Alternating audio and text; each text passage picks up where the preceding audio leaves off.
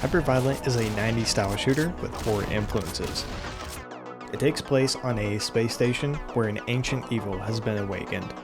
Staff on board are dying and getting sick, and then they are turning into different types of monsters. We arrive at the station, and our job is to figure out what's happened and to put a stop to it.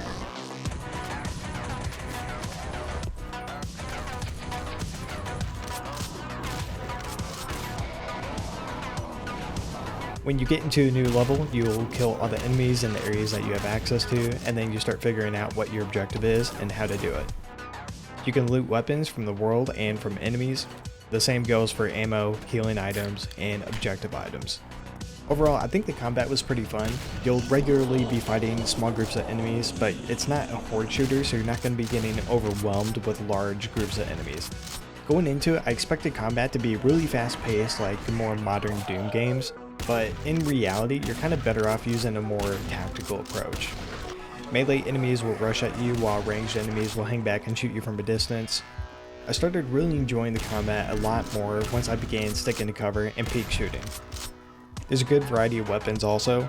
There are one-handed and two-handed melee weapons, and the same go for guns. The shotgun was by far my favorite. It hits really hard and you find a ton of ammo for it. The missile launcher was really great for tanky enemies.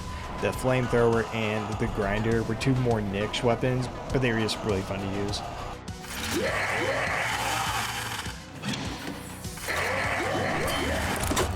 Probably the most creative gun in the game was called the Neuro Tether.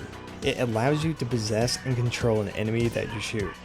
This gun kind of had a niche playstyle and I didn't use it a whole lot, but you could actually do a whole playthrough for the most part just using this. Since it regens ammo, it totally changes how you play the game. Throughout the game, you'll find upgrade modules in the world and you use those to upgrade your weapons. These modules can improve damage, accuracy, and ammo capacity. All three are pretty useful, but damage was by far the best in my opinion.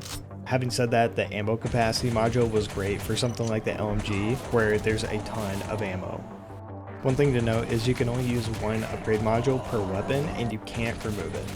It was kind of a pain only being able to use one module per weapon and not being able to remove it, because maybe you found an accuracy module and then later you found a damaged one. The final mission in the game has us flying a ship throughout the level, and we're using that for combat. The ship has infinite ammo for your left click ability and has limited amount of missiles for your right click, and the ship also regens health pretty quickly. Overall, I thought the ship combat was pretty fun and it was a welcome change of pace, especially this far into the game.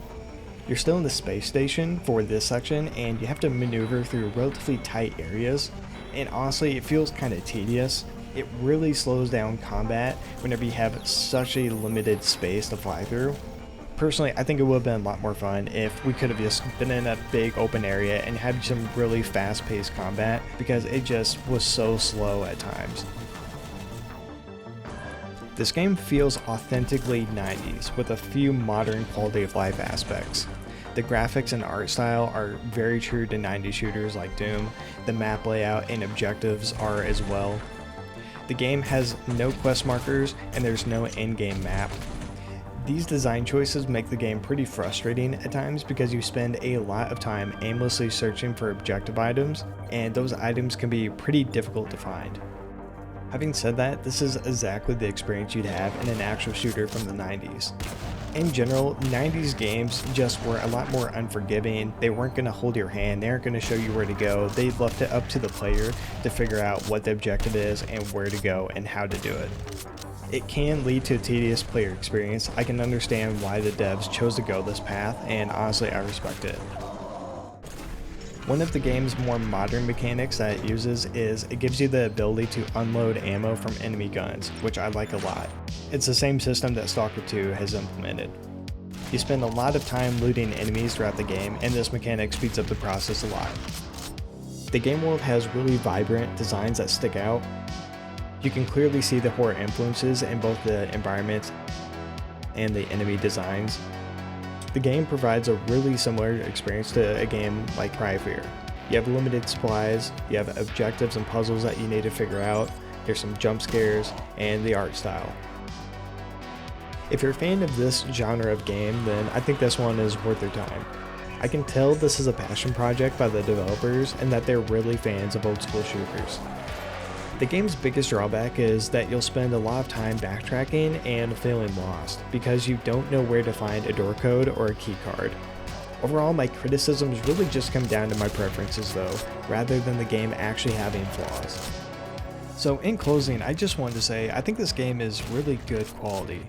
You can tell the devs just put a ton of extra time into this game just polishing it. All the lore and the notes, there are so many indie games that just have basically like no story or no actual lore. And I don't really always care if a game does, but I definitely appreciate it whenever there is, and you can tell the developer spent a lot of time on that. These are really the type of developers that I want to support with this channel, where it's a game that doesn't get a whole lot of attention, but they really put a ton of work into it, and they provide a really fun and unique experience. So overall, it's worth your time, it was pretty cool, and I hope these guys continue to put out some more games that are really fun like this.